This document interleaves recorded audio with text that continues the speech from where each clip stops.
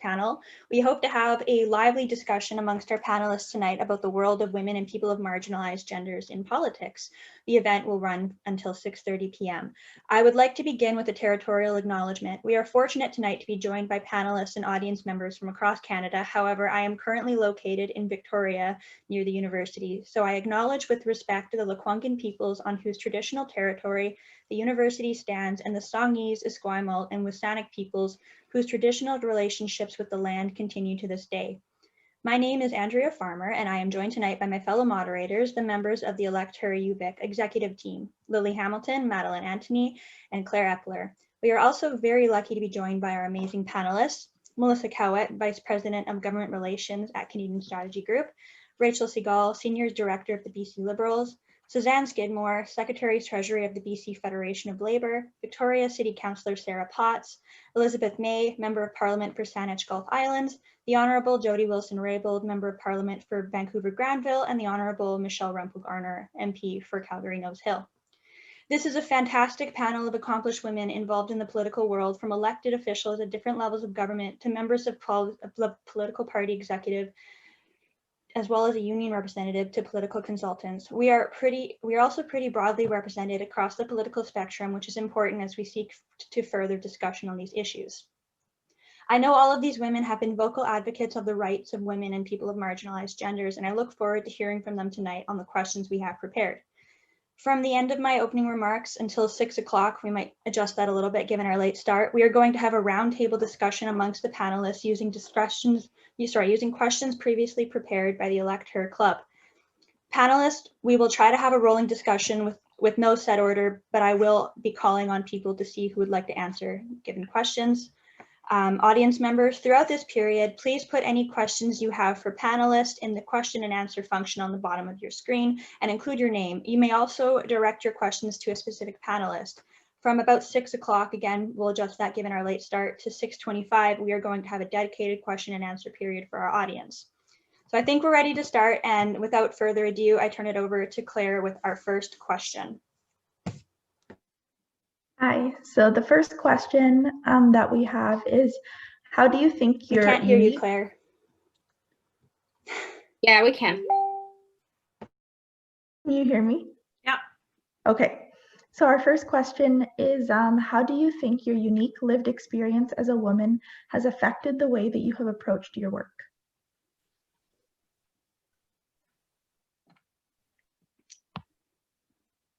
Claire, do you want to just direct that to one of the panelists to answer first?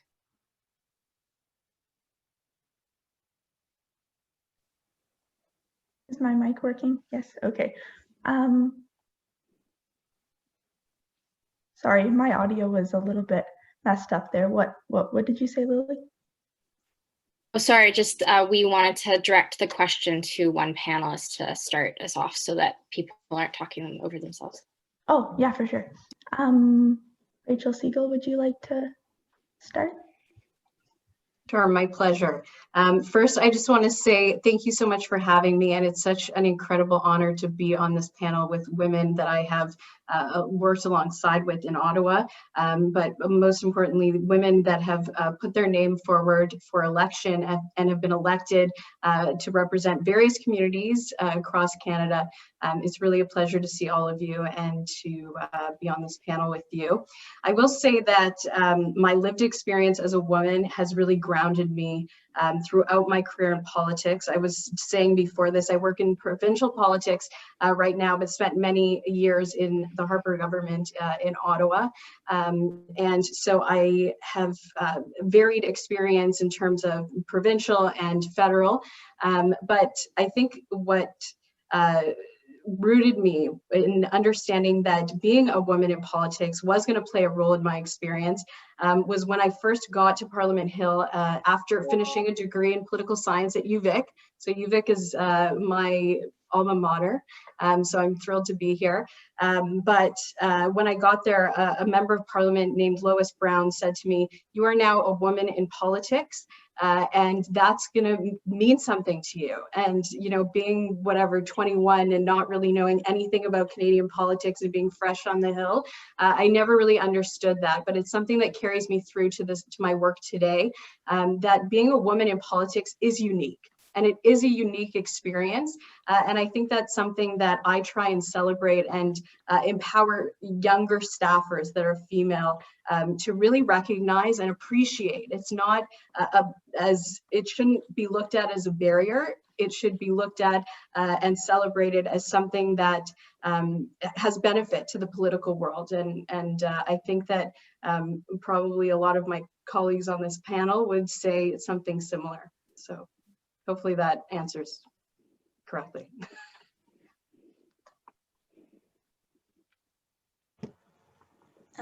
Ms. May, would you like to answer the next? Sure. The same question, Andrea? Yeah. Same question, sorry. Yeah, well, first of all, it's lovely to be here with so many colleagues and some people I hadn't met before. So I want to acknowledge that I'm in the traditional territory of the Wasanic Nation. Part of what you originally did in your territorial acknowledgement, but in Senchothan, I want to raise my hands to you. My lived experience as a woman, first of all, I have to say my work is not just in politics. So I didn't join a political party until I was way older than most of the panelists on this call. I was 52 before I joined a political party. So I see politics in small p politics as well as large p partisan politics in terms of the work I've done over the years, which has been largely in civil society. I was 17 years as executive director of the Sierra Club of Canada. Before that, I was a volunteer doing environmental law in many places. Before that, after being a lawyer for a while, I was also for a while, 2 years in Ottawa as senior policy advisor to the Federal Minister of Environment. So my role wasn't initially seeking office. And I know this panel is called Elect Her, but my own lived experience in activism predates electoral politics. And I think that maybe why I see it as you get into it, you get out of it. You shouldn't stay in it forever. Being a full-time, career politician is not what I think is necessarily good for the individual or for democracy. You have to, I think it really helped my lived experience as a woman to have been below the poverty line, to have known what it's like to work really long hours on your feet over a short order stove. These kinds of things help inform the policy when you look at it later and think, oh, I know what a shame-based system is like on poverty, because you have to fill out your unemployment insurance card every week, and it's a humiliation, right? It's an entrenched humiliation of humiliation-based policies that led me to be really excited about guaranteed livable income. So my experience as a woman, then again, is in whatever one of the fields I've mentioned, mostly operating in a man's world, because that's what we are in. We're in a patriarchy and a colonial system. But I was a woman of privilege, obviously, from the color of my skin. But you learn things differently about sexism and racism, and you kind of are aware that you've got a couple of strikes against you before you start, and you just have to steel yourself to in my case, just ignore it and plunge ahead.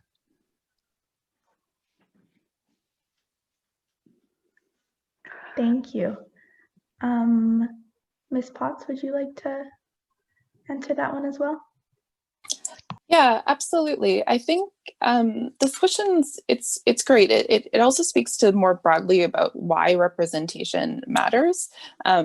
Research has shown that women in these spaces tend to be less hierarchical, more collaborative, and less violent, and all of these things are really important. And these are all things we really need. But I also bring a lens as a woman, as a queer woman, as a single parent, someone who's experienced poverty, someone who's a renter, and all of these things have helped me bring forward policies that I know they are something that isn't my experience, but it's the experience of lots of people in this city.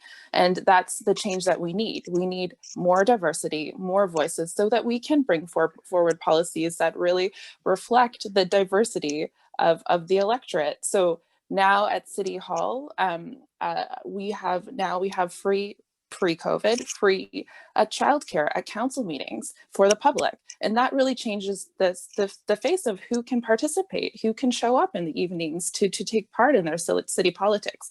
So it's those sorts of things that we need to ramp up diversity, representation on all fronts. And that's one of the things that I think it's one of the reasons it's important. And one of the things I bring is my lens and that experience. And that's very important. Thank you. Ms. Wilson-Raybould, would you like to add to that as well? Sure. Well, thanks, Claire, and thanks, Andrea and elect her for hosting this panel. And I will give a shout out to UVic also. That is my undergraduate alma mater, and it's a beautiful campus and a wonderful institution. So I'm glad to be back, even just virtually. I mean, it is an important question. And when I think about lived experience and how it has influenced how I've taken on various roles, I've never, to be honest with you, ever actually thought about it in terms of being a woman. I am alone. I am a proud Indigenous person that comes from the Mushkama, Zawadanic, and Likwitha people on the northern end of Vancouver Island. And my experience and my teachings and my upbringing as a proud Indigenous person in this country has provided the backdrop and the teachings that have enabled me to go and be in various roles. I would say that the reality of being a woman in politics, and I've been in Indigenous politics and now in so-called mainstream politics, the distinction of being a woman in politics has become more pronounced for me the more senior roles I've taken on, particularly the most recent roles that I've held, the distinction between men and women, or the reality of the entrenched status quo wherein women and other marginalized communities are not necessarily a part of, has become more pronounced. And that hasn't deterred me. It has in fact made me stronger, realizing the inequities and the lack of inclusion, or the lack of embracing other people's lived experience into the decision-making process, which in my mind can only make the decision-making process better, has been a very worthwhile lifelong learning experience for me, in not just the most recent roles that I've held, but in Indigenous politics as a prosecutor and in other roles. But I come from a long line of matriarchs and have been raised to believe in myself and to know that I have skills and abilities, whatever they are, to contribute back to community. So it's that lived experience and those teachings that have enabled me to enter into politics, of which, like Elizabeth, I never actually saw myself going into politics or wanting to be an MP or be a minister of the crown, but certainly worthwhile experience and an important experience and learning as we move forward.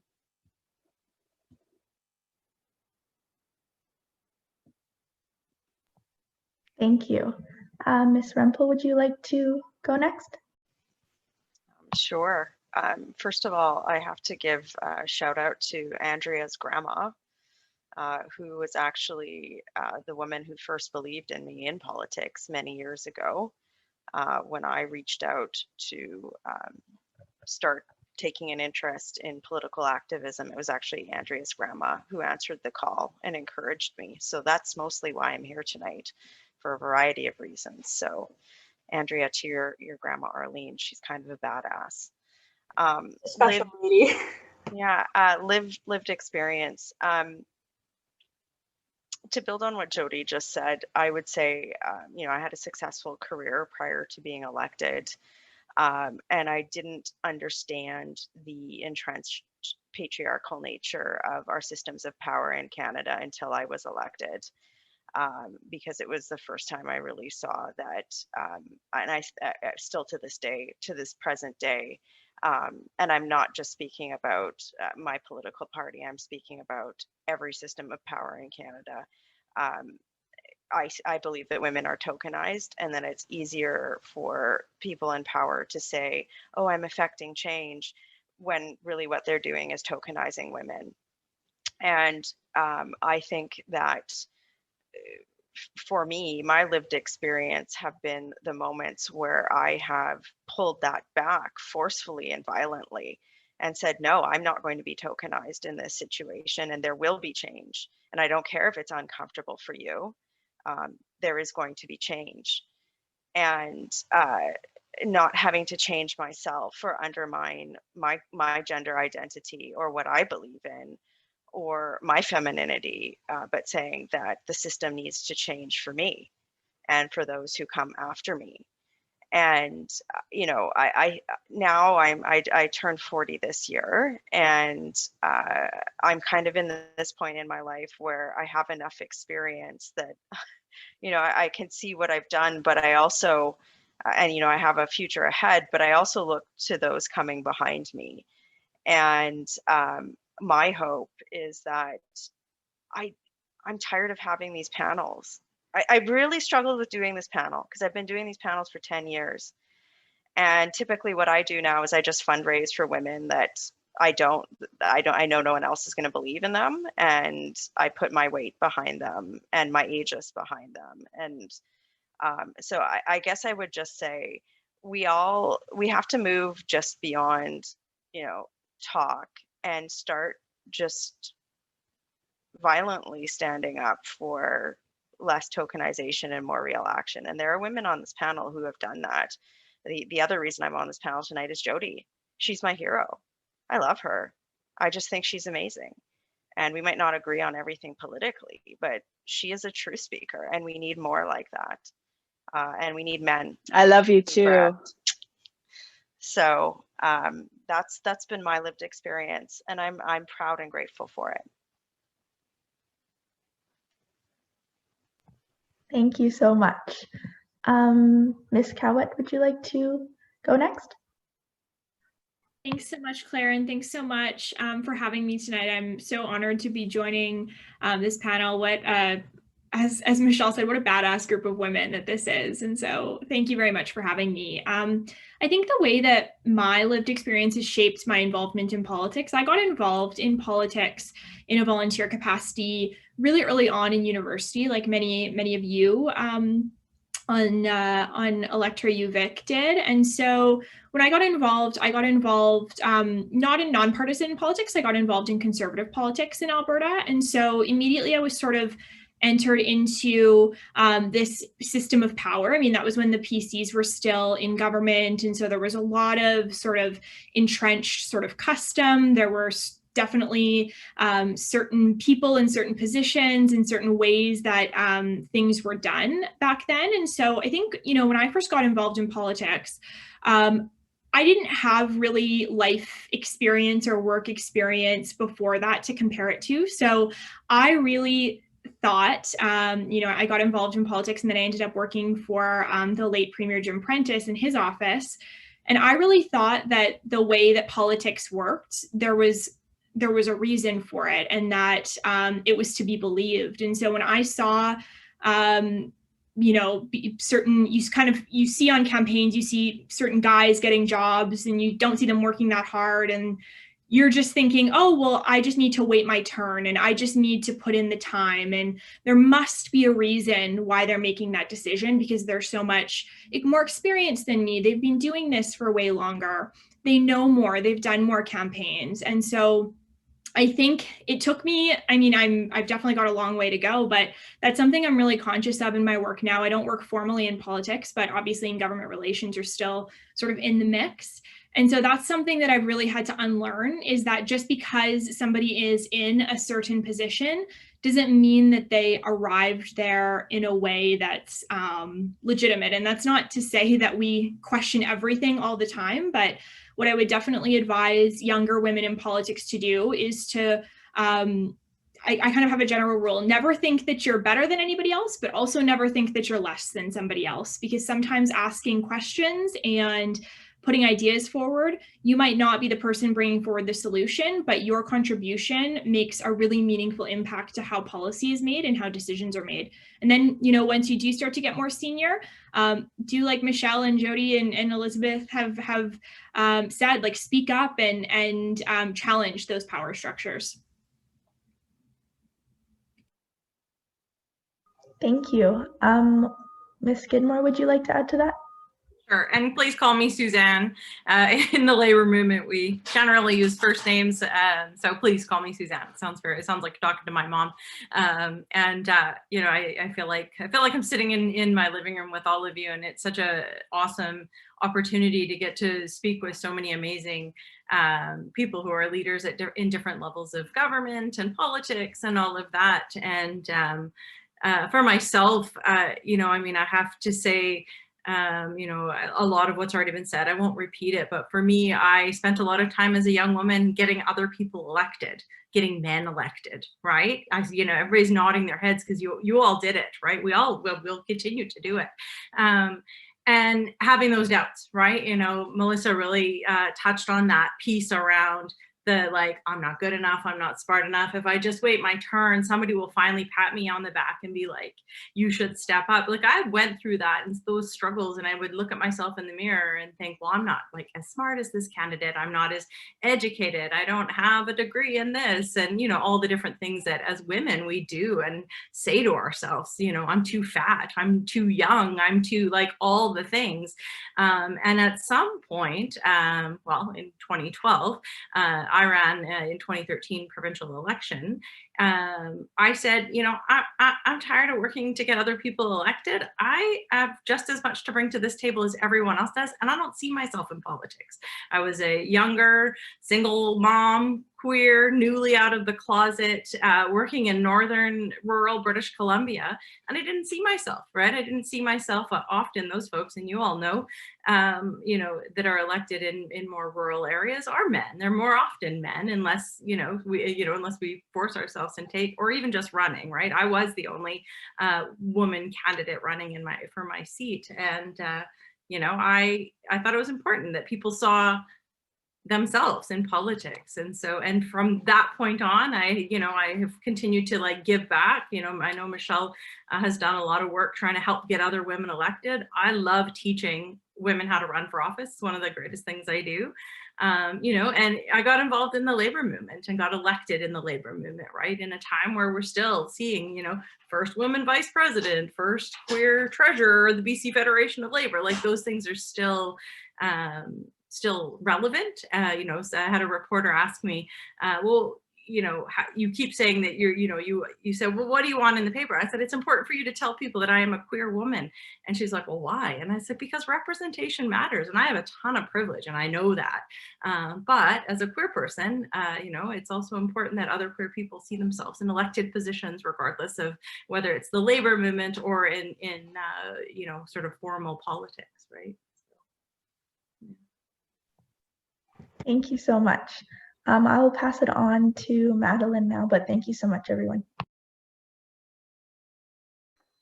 And so it doesn't exactly follow, but one of the things that I really like hearing about is sort of what values people bring to their work. And I know it's a very large sort of question, but I would love to know sort of the values that you sort of prioritize in your work, and how you stay true to them sort of as you go through your careers, whether where you are now or where you've been. But yeah, I would love to hear your guys' input, and I'll go sort of as you're listed on my screen. So Sarah, that would be you first. Great. Thanks for this question. And I just wanted to follow up. I didn't say at the beginning, I'm on Lekwungen territories right now. I just want to recognize that. And also that I'm a graduate of political science from UVec. And also, I never thought I'd be a politician. Good company here. So the values that, as someone who didn't think that they'd ever get into politics, but always thought was very important, is that that people should be involved in and included in the decisions and the policies that shape their lives.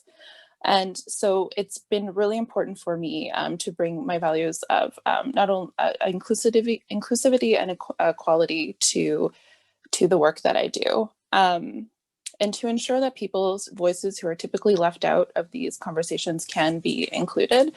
I think that it's been a bit hard to keep up with those values, although I have, because since being elected, now they're not just words, now they're actually actions. And I think particularly for women who want to lead with their values, depending on what they are, it becomes easier to attack them based on those values. And I'm seen probably as too soft, or those sorts of things. My biopic is for this event is an older one. I'm wearing a tie, and I'm a queer woman and I love fashion. I'm all for a tie.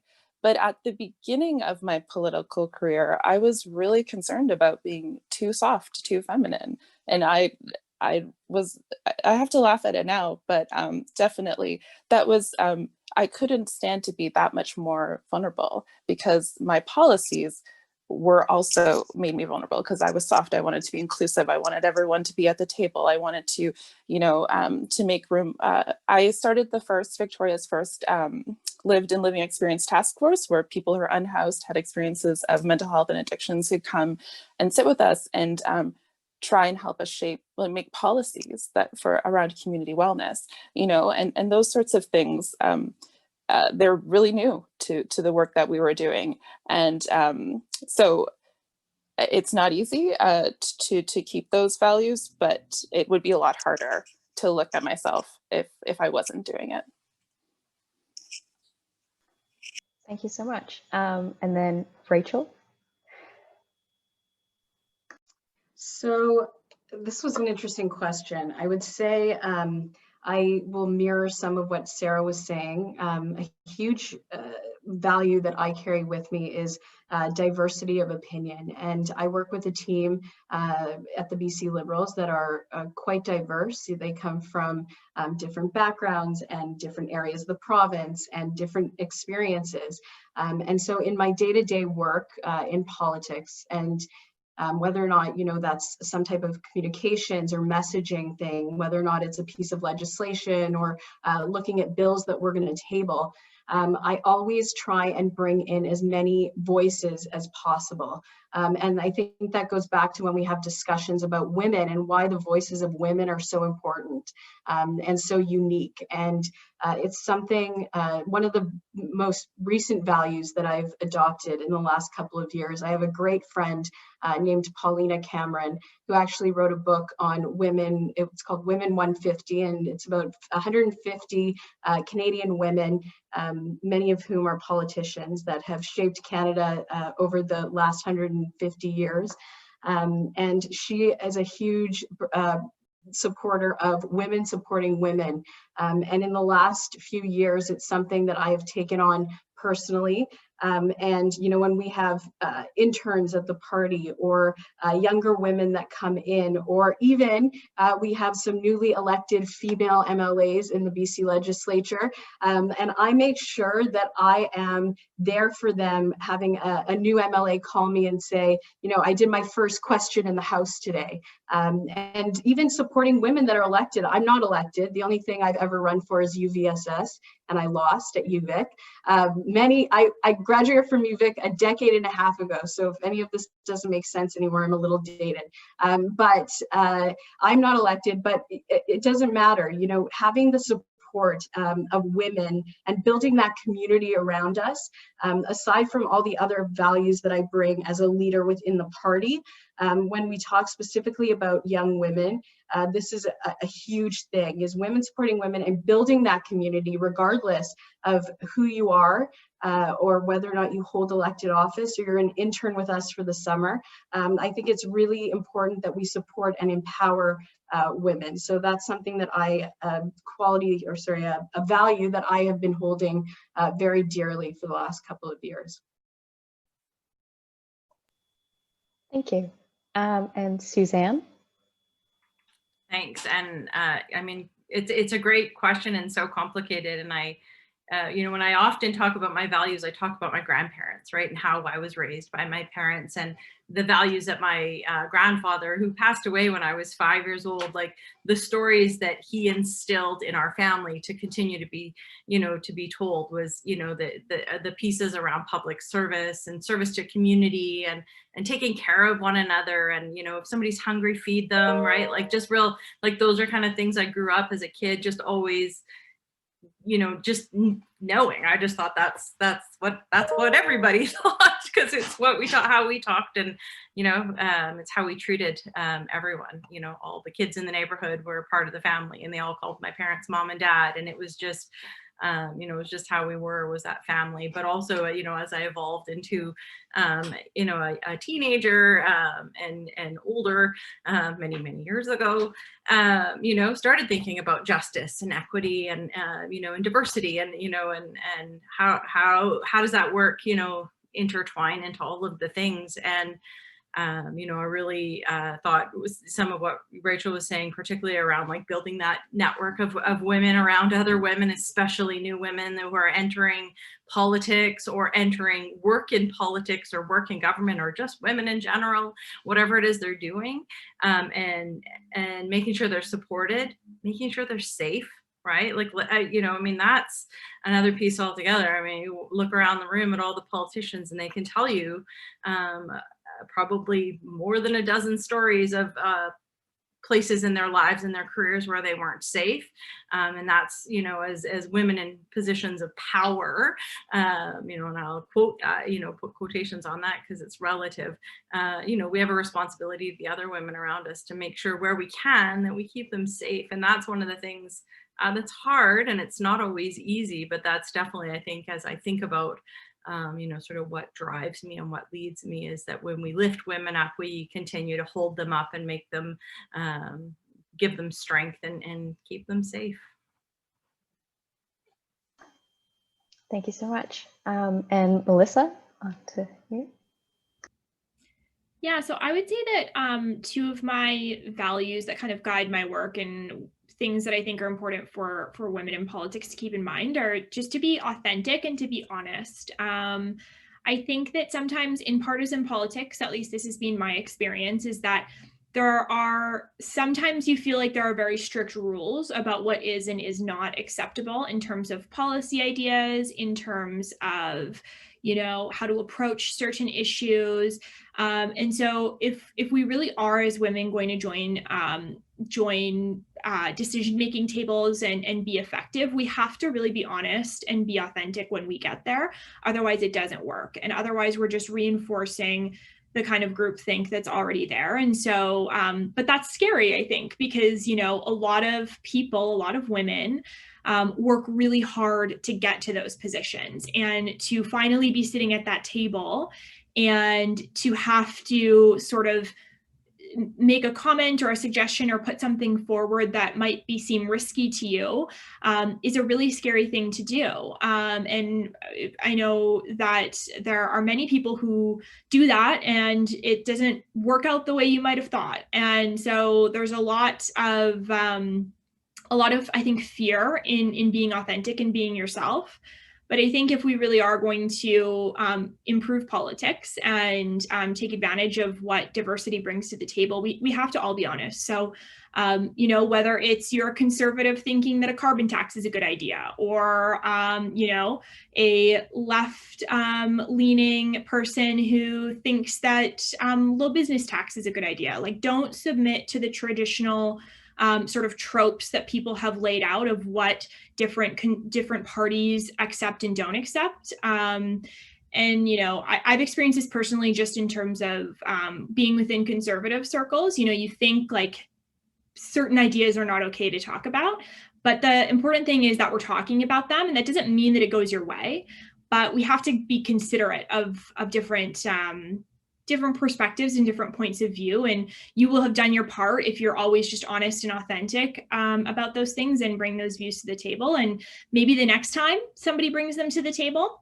they don't seem so rogue anymore, or they don't seem so outlandish. And maybe the next time that somebody brings them to the table, there actually is a chance that we might make some progress on it. So always just be authentic and honest with with everything that you do in politics and in business and in life.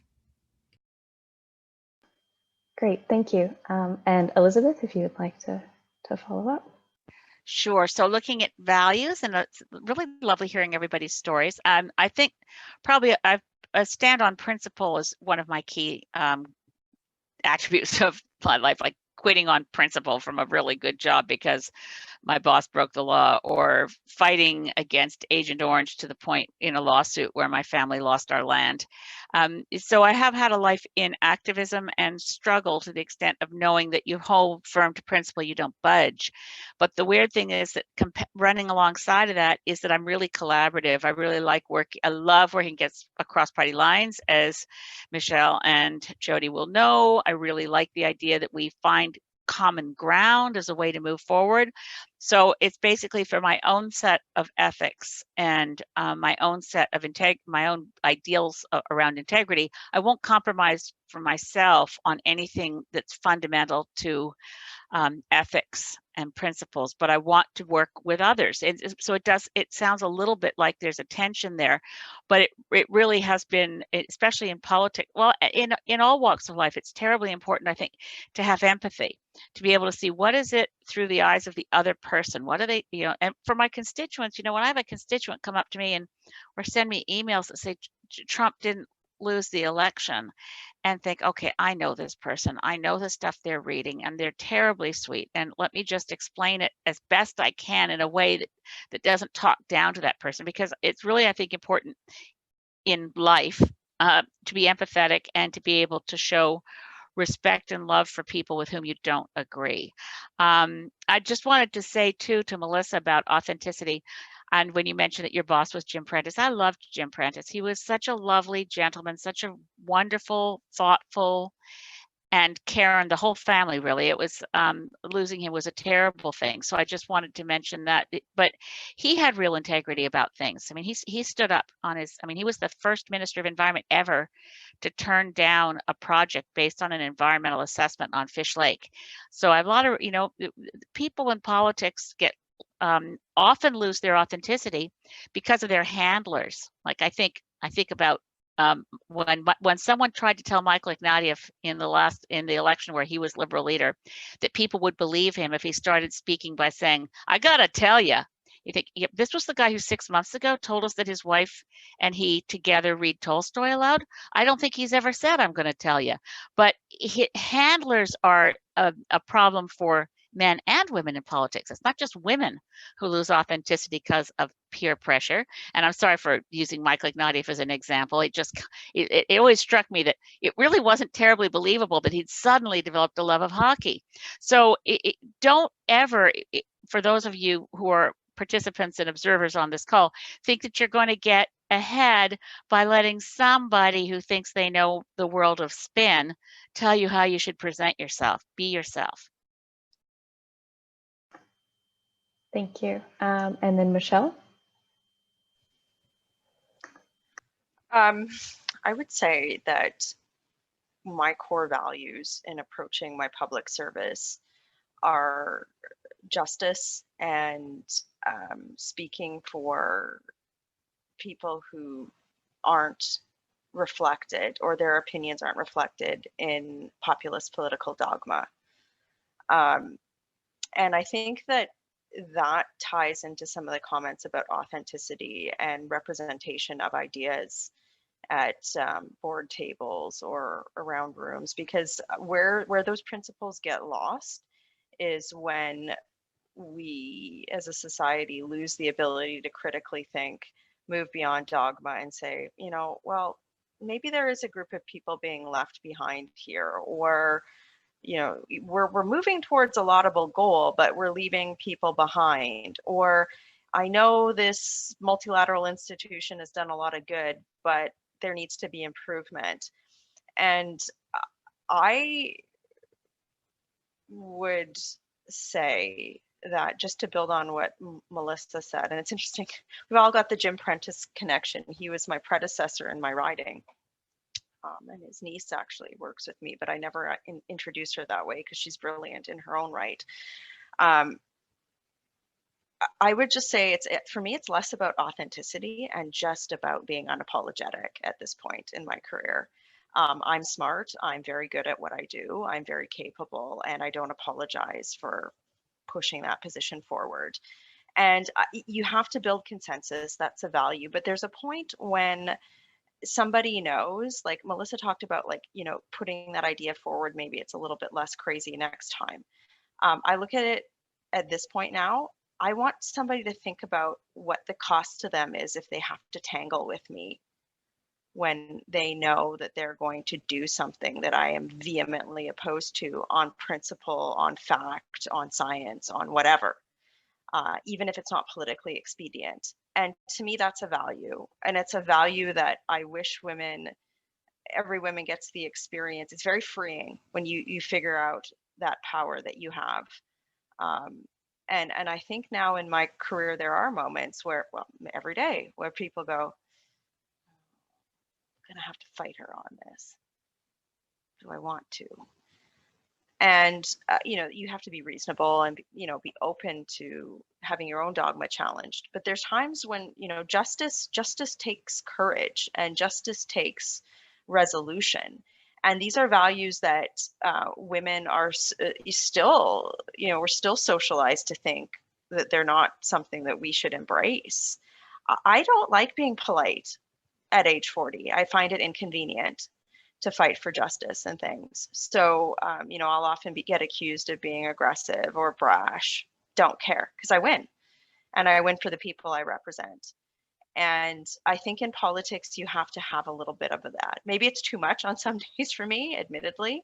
But the women I admire most have that. And I think that's what I would hope my successors embrace, and that their colleagues, the men that they work with, see that that's a value and it's not something to be snuffed out. Thank you so much. And then Jody, we'll end with you.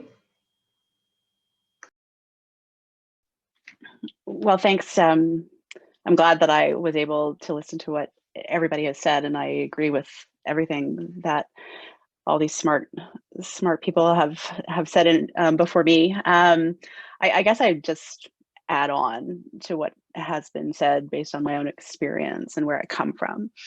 I was raised among strong women. I come from a matriarchal society where descendancy and property passes through the maternal line, where women identify the men who will be chiefs. I think that says something about the power of women and the necessity of having women in central roles in terms of how society functions. I said earlier in talking about values, I share the values of justice and equality and inclusion that Sarah and Michelle and others have talked about. And it's central to who I am as an Indigenous person living in a community where every individual member of the community has a role to play in terms of making that community function properly. And if somebody is inhibited from achieving their potential, or there's barriers, then the society, our community suffers. And I come from a community that has survived for millennia, and we certainly continue to face challenges in terms of achieving proper rights recognition in this country. But I believe that my communitarian culture has a lot to teach governments and how politics happens, and how it's so important that we, when we can, have consensus-based decision-making that takes into account every person in a community, because their voice matters. For me, the values that I hold and have since I was a very, very young person, and I agree with Michelle. I think that my voice is incredibly important. I'm proud of who I am. I know I'm smart. I know where I come from.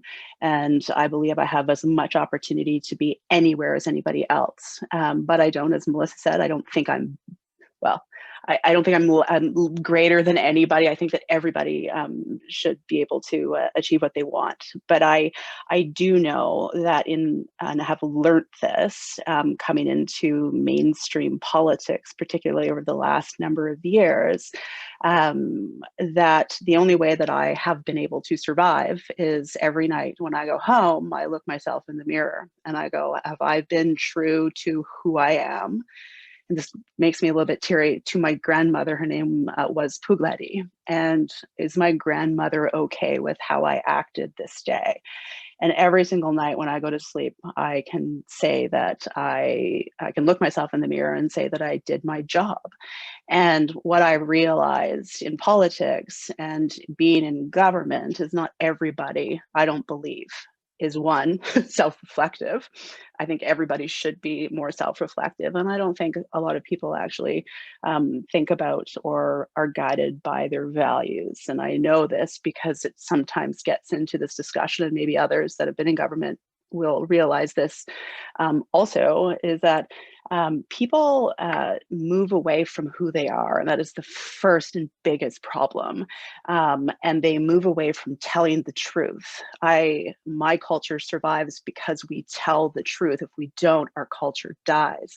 And so that's guided me through all the crap that I've gone through for 2 years and before that.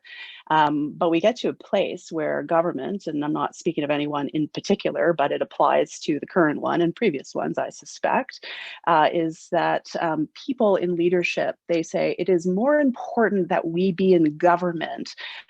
So we're going to change what we are doing because it's so important to the country that I remain the prime minister or that I remain a minister. So they change who they are. That is the biggest problem. Canadians aren't that stupid. And whether you get reelected or not, it is really disintegrating the core fabric of who we are as Canadians. And that to me is a tragedy. And so I saw a lot of nods during that. So if anyone wants to add any sort of follow-up comments, feel free. It's just that Michelle said it already, so I have to throw it in there too. Jody, you're our hero. You just didn't take any guff. And there's a better word for that, but I'm going to try to stay off of that word right now. But you just, it's just so to have a strong woman who holds her ground. And, it is a damn shame. I keep calling for an inquiry into the SNC-Lavalin thing because I will never give up on trying to figure out how the hell they got the Shawcross principle wrong. Well, but anyway, I admire you all to bits.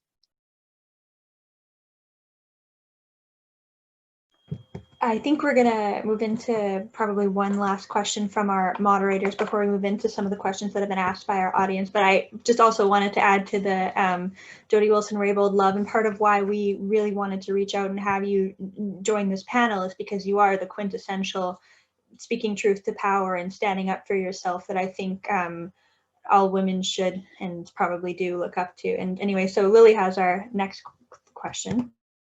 Yeah, I agree with that as well. Absolutely. So the next question is that in efforts to engage with women in politics, our club focuses on being intersectional and trans-inclusionary. What are some steps that need to be accomplished in order to break down the barriers that prevent marginalized people, including women, non-binary individuals, and transgender individuals, from running for office or seeking out political positions, also with acknowledgement that all of us are here from a position of privilege as cisgendered individuals when talking on this topic. And I'm just going to go in a random order. So I guess I will start by asking if Michelle would like to say anything on this. Well, the first thing I've done with my privilege is be an unapologetic supporter of trans rights within the Conservative Party of Canada. And I know that some people will cringe and go, well, but I think, when I think about the contributions that I've been able to use with my platform on this issue is we're a country in which our right of center party has vocal advocates, unapologetic advocates for the rights of transgendered people, and we need to do more. But you know, step number one is understanding what the barriers are, and don't assume that we know them from as a cisgendered person. So, for example, I have a very close friend who's trans, who actually is a staffer within our party, and we have conversations about this all the time. Like, just what are you experiencing? Who do I need to kill on your behalf? What do I need to do, right? And so part of it is understanding, and really seeking to understand, and then matching advocacy with action. So I guess I'm talking more about, I guess for me, my answer to your question is we have to be allies in every sense of the word. That's kind of what I feel compelled to do. My job is to help break down myths and carve paths forward. But I also think, you know, like I look at our panel tonight, I'd love to have had a trans woman on the panel, right? So I think it's going out of our way to be inclusionary, to be compassionate and understanding, and also acknowledging that when we have more diverse voices representing us in every political stripe, we're a better country because we can challenge that dogma and we can look at things from different lenses. So, you know, I guess that would be the next panel I would hope is that we could have something just on that particular issue. Michelle, I'm not recognized, but I want to just say I'll never forget when you were the first MP in Parliament to quote RuPaul, and you did it so darn well. I don't even remember what the speech was about. I was like, whoa, Michelle's quoting RuPaul. She tweeted me. My gay chat group went super wild too. They were so excited. They're like, oh my God, she tweeted you. We actually have it framed. I'll just leave it there. That's amazing. It's I love Drag Race. All right, thank you so much for that. And you're absolutely right. We recognize the fact that we were unable to have a trans individual on our panel and recognize that in a flaw in this discussion. I will move on to Susanne, if you'd like to answer the question. Thanks, and it's a great question, and it's conversations that, you know, we should continue to figure out how to keep having. And, you know, one of the biggest things is there aren't actually a lot of trans folks involved in politics, and some of it is just basically because there isn't there isn't support to do that, right? So that's a big conversation, right? Like, how do we make sure that folks who are not represented in the legislature get representation and support to run for office, and, you know, the support through the nomination process, support while they're running for office, all of those things to actually get someone elected, right? Here, you know, and I'll speak it here in BC, right? Like, we're not there yet, and we still have lots of work to do. But even, you know, we have elected people in the room who have positions of power who can help shift the systems. Like, language is important. People don't see themselves in the language of almost everything intergovernmental, right? We're starting to see, right, in, you know, BC and in Canada, definitely, you know, huge shift compared to our friends down in America.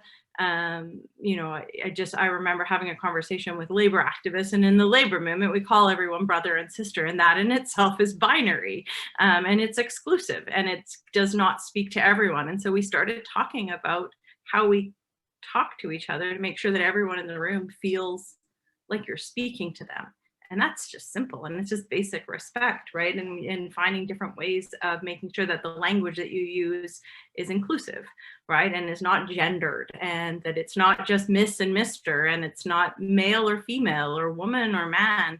And, you know, like all of the things, you may have heard of some of the work we do here in BC called Period Promise, which is, you know, trying to eradicate period poverty in British Columbia and across the country. And there's a lot of pushback on the language we used, and we fought really hard with some folks internally around the language we used, because it isn't just women who menstruate. Yes, predominantly it is just women, you know, it's majority women who menstruate, but like also there are other people, and so language matters. And I think that's one of the ways, right? You know, it's just simple. Like, if you go to fill out an application and it just says male or female, who's not at the table? Who's not being heard? Who's not being seen, right? Yeah, that's my community. I could talk about it for forever. Sorry. No worries. Thank you so much for those comments. I'll move on to Sarah. Thanks for the question. I think I just want to start off by saying I think it's important that, yeah, these questions should be posed to like two-spirit, trans, and non-binary folks. But I think it's important to raise here too. These identities are not up for a debate, but often when people enter the political sphere, they become up for debate. And that's really hard. We have to also recognize that there's a lot of work to do on the policies that shape these folks' lives, because they're often still fighting for their lives in many respects. So then taking this leap into politics, that's a huge ask. We know that there's candidates running in BC where like people who are anti-trans have showed up at their homes. It is I just got chills. Like, that is terrifying, and that's the way. This is still the context in which we live, and the context in which these people would be entering the sphere of politics. The culture of politics is male, a white, hierarchical, sort of the institutions we get. And so maybe you do get elected, there are still barriers that every day that people would be facing. So and then there's also parties themselves, that winnability, that electability. Who are they going to choose? We've seen a lot of good candidates not get selected by parties because they could, they might not win their seat. And that's a real problem too. So I think we have to start at the ground. We have to build a foundation. We have to build our way up. We have to be inclusive during that entire time, really listening to what it is, what is needed, what would make the change and what would make the difference. But just, remember that I think we have a way of assuring ourselves in Canadian culture that we are accepting. We're so much further ahead than we are, but we are not. We're not, and people are still fighting for their lives. So we need to really change that and make it so it's not even a question that we have to have on a panel. Although I do have to say, panels for newly elected folks, I think panels like this are really comforting and really affirming and really great. I can see why, after you've been doing this for many years, that you're kind of over it. But for me, I'm like, oh, people feel the same. We have the same fears. And just hearing like Jody and Michelle saying, I know I'm smart. I know I can do this. I'm like, okay, I'm just like writing that down. I'm like, okay, I'm just going to say that to myself later. So I just, thank you for that, for the words. And and thanks for that question. Thank you. Elizabeth? Well, I guess I'd say it has to do with being, as others have said, a good ally. It meant a whole lot to me when Nicola Sperling, who was a trans woman who was running in the BC provincial election as a Green, and she was thanking me for being a good ally, because I think all of you know, I mean, she just got a lot of abuse and a lot of focused anger. But it also, it's like when now we have the first U.S. state senator who's a trans woman elected. I'm trying to remember what she was. Was she in the state of Washington? She was. Anyway, there people. Delaware. We make as individuals, we make breakthroughs. And I was deeply immersing myself, and I'll just take 10 seconds to reflect on, in the 50th anniversary of the Royal Commission on the Status of Women that was marked in Parliament on Monday. And it really wasn't easy to get to what the real story was, because it's all, it's been sanitized in the 50 years since. But there were some real fights, and there were some very nasty media commentary on some of the stronger feminists who fought to get that in place. And it was really interesting how, when you read back on that history, it won't even mention, for instance, how many women were in Parliament in 1967 when Lester B. Pearson launched that inquiry, right? It was one. It happened to be Judy LaMarche, and most of you are too young to remember Judy LaMarche at all, but she was a very strong, very clear feminist, and she happened to be in Lester B. Pearson's cabinet because she was a liberal. So Judy LaMarche was in cabinet, able to push things. Very interesting. I think one of the reasons that so many of the recommendations of the Royal Commission on the Status of Women from 50 years ago were not immediately adopted was that Judy LaMarche hated Pierre Trudeau and left Parliament when Pearson left. There were no women in the Liberal caucus when the report was dropped on Pierre Trudeau's desk, and he had a majority. And the only woman in Parliament in 1970 was named Grace McInnes. She was NDP. She was the daughter of J.S. Woodworth, an amazing political lineage in history, but not women in cabinet. Right? So you look at this and you think, the one that does the breakthrough, the two or three that keep fighting forward, make all the difference. So for those of us who are women in Parliament right now, there's 100 of us. And I ask the question, are we making 100 times more change than Judy LaMarche by herself? I'd say, no, we're not. But what we're also in different parties, if we banded together, if there was some way to say, right, this is enough of this, we're going to do it together.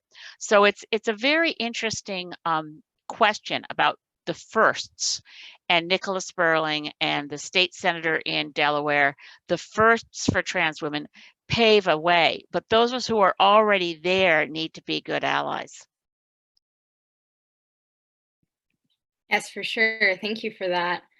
Jody?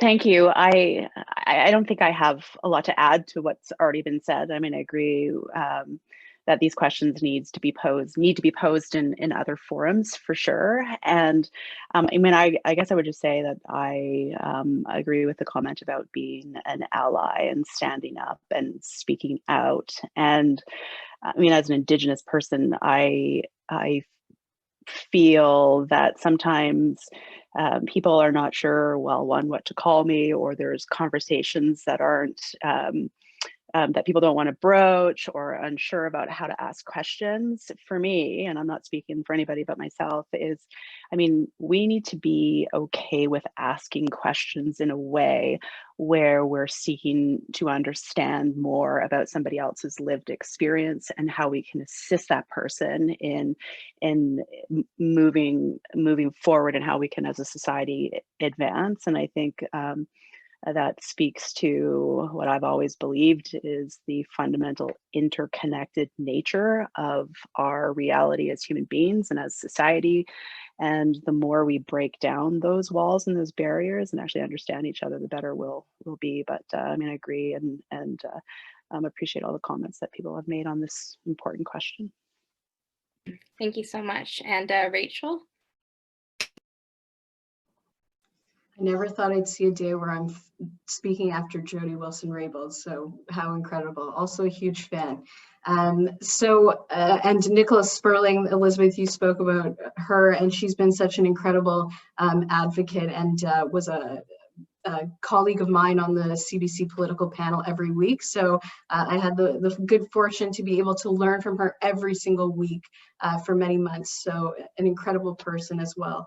I would say, you know, I think about this question a lot. I am really involved in our candidates and who we just finished a provincial election in British Columbia, and it was a snap election where we had to find candidates very quickly. So this idea of who runs for us, who represents communities, is something that I'm constantly thinking about. And now for those of you who are in British Columbia, you'll know, you know, we are in a period of, the legislature is back for the first time in many months. And it's really a period of renewal for us. And so a lot of those questions on how we engage different voices and different communities into politics is something that is top of mind for me every single day in the work that I do. I will say we had a transgendered candidate run for us in the last election, and it was such a learning experience for me to understand where she came from in terms of some of her hesitations to get involved in politics. And I will say that it's something, when she decided to do it and put her name forward and ran as a candidate for us, just the contribution that she made to the entire candidate team was so incredible. And it was such a great way of opening up a conversation and exposing people and educating people. When we talk about people being able to learn from each other, just having her on the team was such an incredible thing for us. It's definitely a priority in all the work that I do to try and engage people with diverse backgrounds and encourage them to feel like they belong. And so when we talk about encouraging women or different people from different backgrounds or identities to be involved, it's the question that I always come down to is, how do we make them feel like they belong? How do we encourage them to put their name on a ballot without having that incredible internal voice, that internal struggle of, do I really want to do this? Am I qualified to do this? And so opening up dialogue and encouraging and creating supportive community. I talked a little bit about women's communities, but generally creating supportive communities that allow people to feel as though they belong is a huge priority for me. And it's something that I actively work on when we look at who's running in politics, who's behind the scenes. I think they were referred to as handlers at one point tonight, but some of the political staff that we employ, both on the party side and in caucus. And how do we ensure, because at the end of the day, you know, the power that we hold to legislate, to influence, is such an important and critical power, and how do we engage people with diverse backgrounds to come in and belong and hold that power as well. Thank you so much. And finally, Melissa. Yeah, I don't have a ton to add. I think the points that have been made here are excellent. You know, my only thing would be to continue to ask questions and also hold leaders and parties and those power structures to account, just from a perspective of being a citizen, right? So if we really want, I think, to make progress on these issues, then I think that we need to hold them as just as accountable as other issues that may more directly affect our everyday lives. And so it can't just be, you know, all talk and tokenism in that sense of this is great to have. We have to, as citizens and as voters, start expecting that from our leaders and expecting that from our candidates, and make that, you know, make that table stakes for even being involved in politics, even if you don't identify as part of that community. And so that's what I think we can do as voters. But that's just speaking from my perspective on that topic. But I'm constantly learning, and I'm happy that more people are seeing that that's something that we have a lot of work to do. Thank you all so much. And I will pass it back to Andrea now to lead our audience Q&A. Hi, everyone. Sorry, due to our delayed start, and I have to also apologize to everybody for the start when I couldn't hear Claire's, because I had my volume down all the way, which is my fault. But anyway, so there's been some really great questions posed from the audience, and in no particular order, I'm just gonna go through as many as we have time for. So the first question, which was posed by a couple of people, one of them being Mara, I'm not sure if I pronounced that right, but the umbrella idea is, what's the best advice you can give to a young person? The age 18 to 25 was specified. What's the best advice you would give to a young person, particularly women as well, women here, looking to get involved in politics? And let's start with Michelle.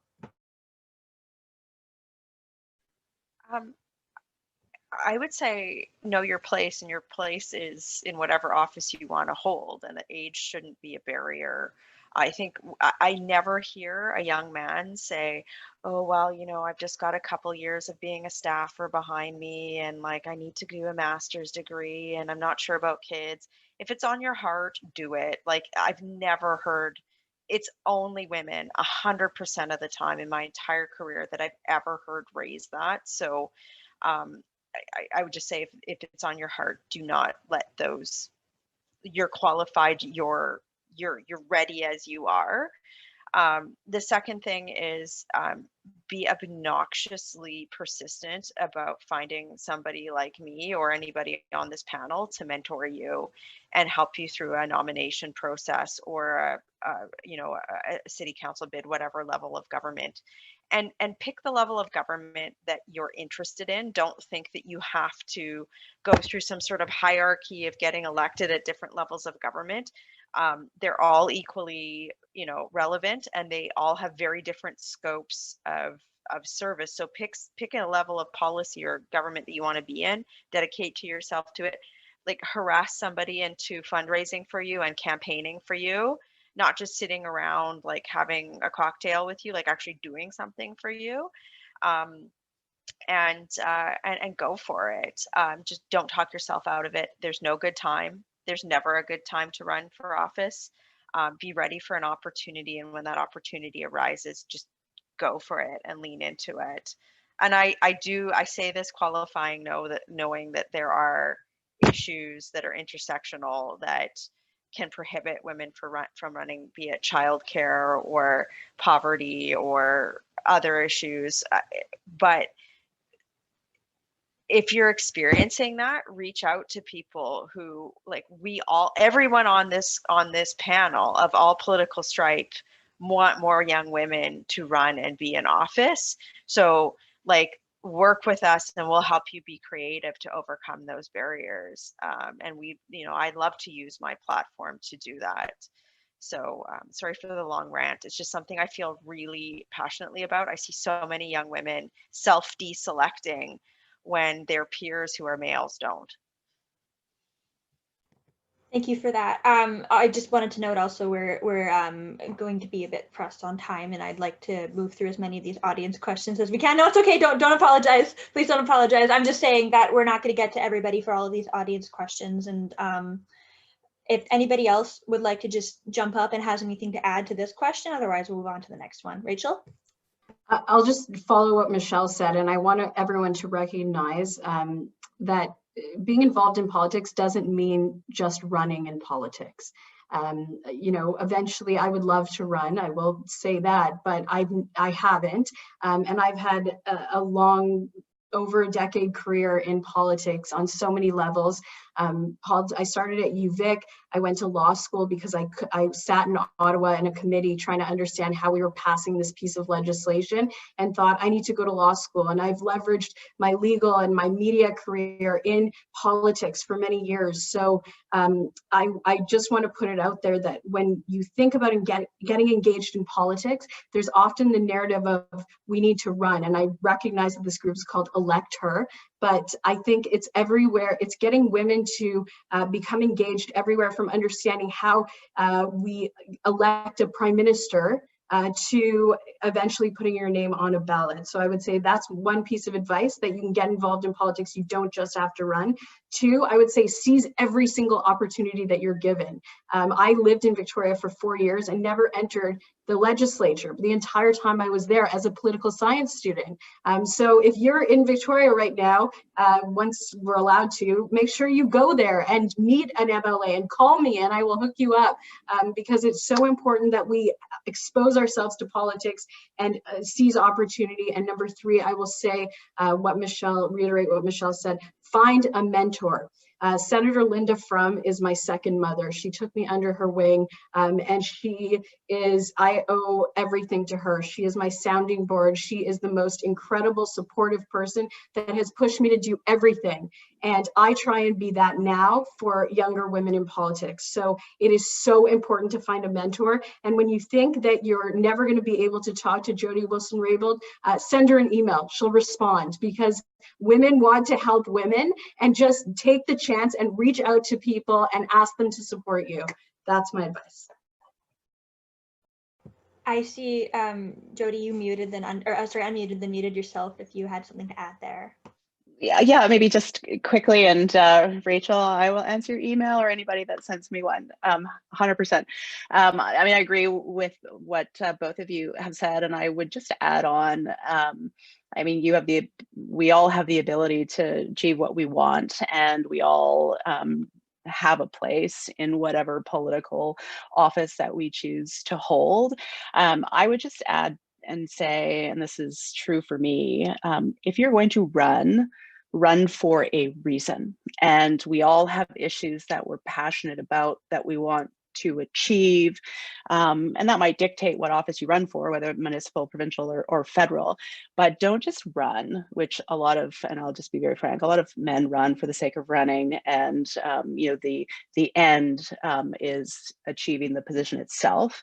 I believe, and I know everybody here believes, that being a member of parliament or an MLA or a council person in the city of Victoria is a means to an end. So find what you're passionate about and pursue it with vigor. And if that leads you, and I think opportunity presents itself by virtue of the unfolding of the political process, then go for it, and don't be compromised in achieving those objectives. So that's kind of the Michelle Rempel view of the world, which I love. Thank you. I think we'll move on to the next question. This question was specifically directed, it's from Astra, who's in Victoria, but she specifically directed it to Councillor Potts. It seems in particular in Victoria politics, there's an increasing vitriol directed toward folks online, especially marginalized folks in politics. And how do you deal with this? And how does it affect people's participation in politics? I think it's detrimental to participation in politics. So like I mentioned earlier, me and my running mates ran under a banner for equity seeking candidates specifically. So I ran with Laurel Collins, who's now our MP, and Shamarke Dubois, a Somali refugee. The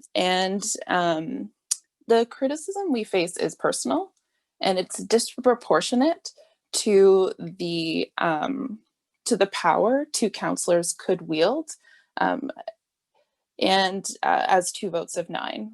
So, but somebody told me the other day something that I like, that I need to scrub my skin with sandpaper or something like that. I just basically have to kind of toughen up, and I don't say that in a way to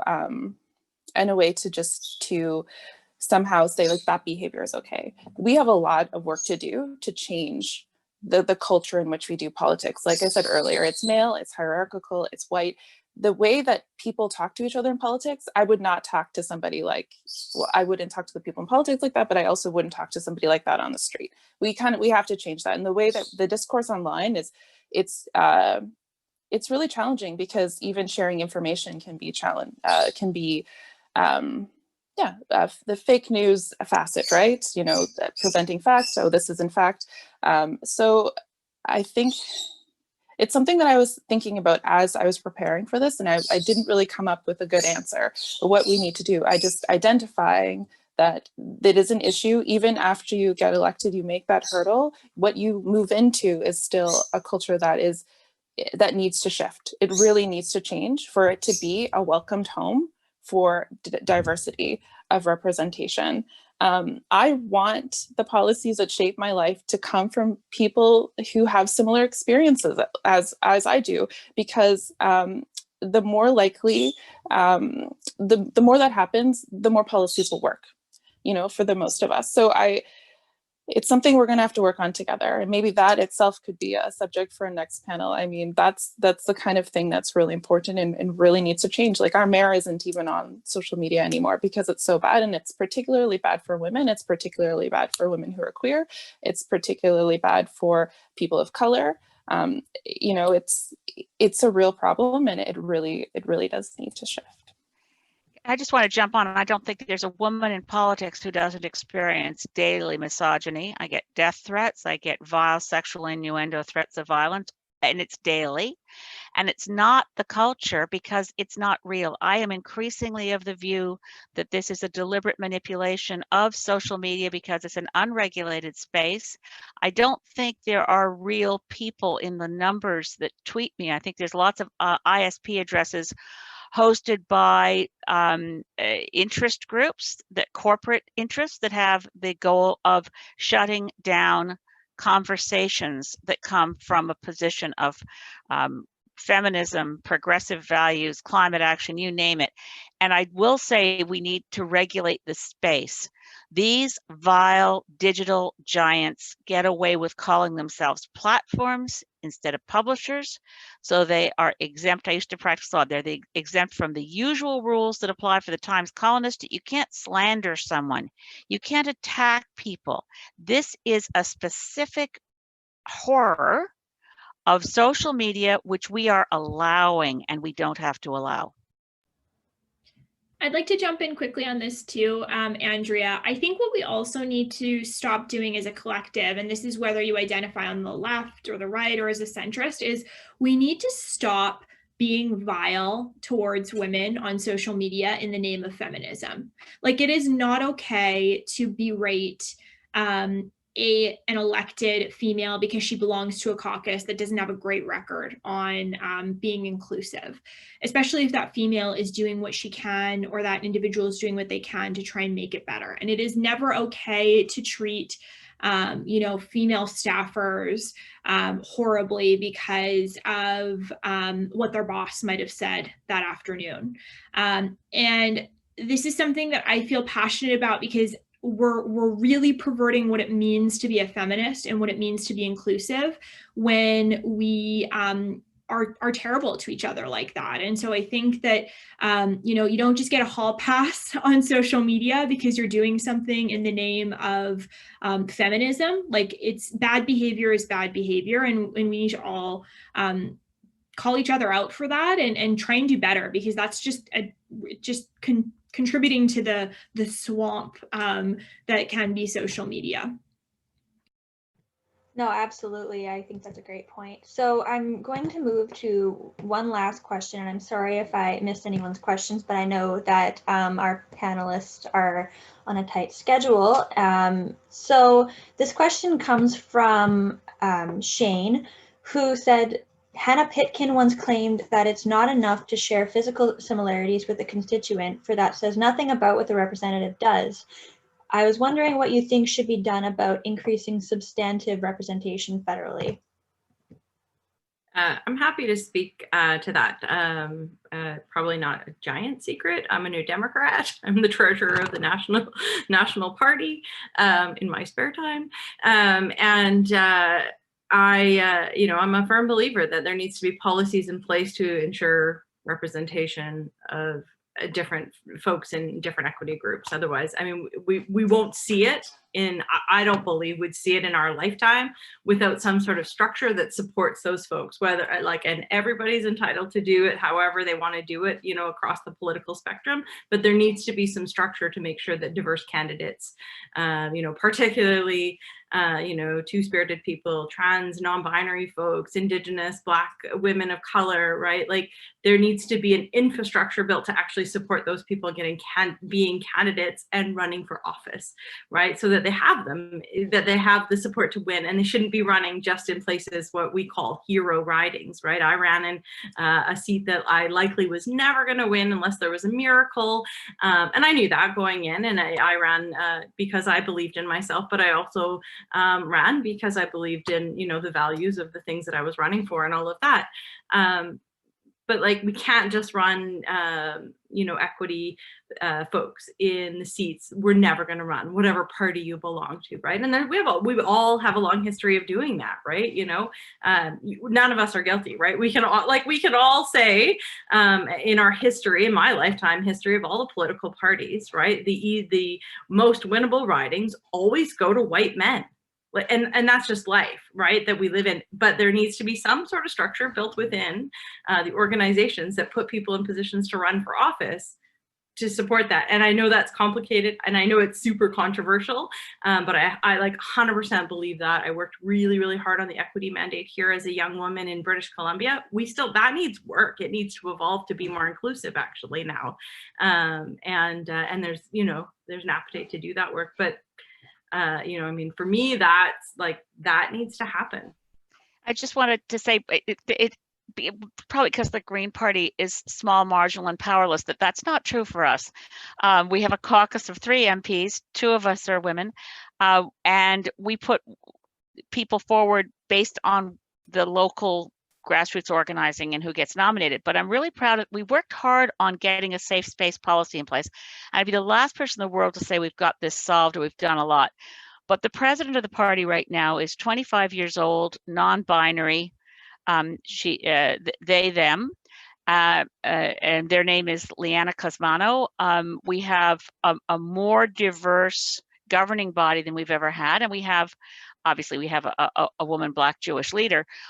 But it's not to say it's solved, but I would say we would never have had Liana as a president of the party, where some older white guys are learning how to say mixed president because they didn't know what you say when somebody is non-binary. But they're getting better at it, and they're not misgendering. And we had candidates running for leadership who were non-binary and pan and racialized. So it's not saying, but I wouldn't want to take this claim too far. I just want to say, without a safe space policy and some structural work and recruiting, we wouldn't feel like, okay, we're getting somewhere. We have a 25-year-old president of the party. That part's great. And they are doing a great job. Thank you, Elizabeth. Unless anybody else has anything they're jumping to add, I think we're going to move into our closing remarks. And if we didn't get to your question, we're very sorry due to the time snafu at the beginning. We're a little bit over time, but the club is going to take your questions and submit them to the panelists. If the panelists would like to just send us the answers that so we can give them back to the panel participants with the questions so that they can still have their questions answered. So I turn it over to Lily now with our closing remarks. Yeah, thank you, Andrea. I don't have much to say in regards to closing remarks. I'll keep it very short, other than giving a huge, huge thank you to our wonderful panelists. It's been an absolute honor to have you all. I have been starstruck this whole time. And also to all of the attendees, we got a really great turnout. I'm so pleased to see this. If you are a UVic student, you can like our Facebook page, Electra UVic. We are planning on doing more of these panels next semester with more amazing women and hopefully some non-binary and transgendered individuals in the future. And thank you so much again. Have a happy holiday season. Great break to all the students, and good luck for finals for all of the students as well. So thank you so much. Thank you, everyone. Thank you to all the organizers. You did an awesome job. Thank you, everyone, for coming. Thanks, everybody. Thank you. Thanks, everyone.